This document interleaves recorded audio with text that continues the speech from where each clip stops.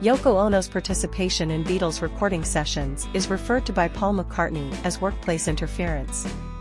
Paul McCartney has charged Yoko Ono for interfering at work. The performer has thought back to a pivotal time in the history of the Beatles when John Lennon would bring his wife, the Japanese musician Ono, into the recording studio.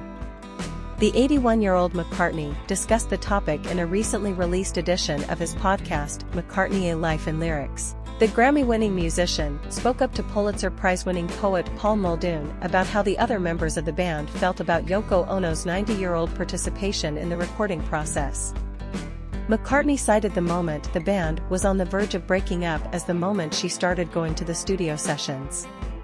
They were working on the White Album, which was due out in 1968.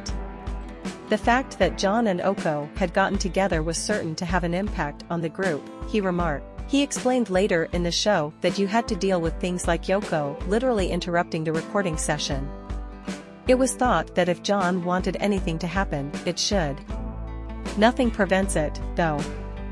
Muldoon informed McCartney that the band McCartney, Lennon, Ringo Starr, and George Harrison were supposed to be in the studio during those sessions. The Let It Be musician replied, "Anything upsetting to us is upsetting."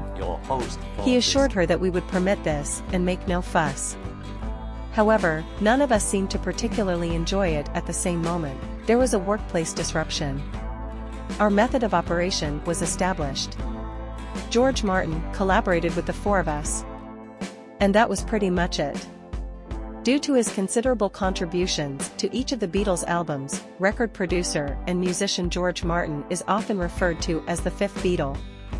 He expired on March 8, 2016.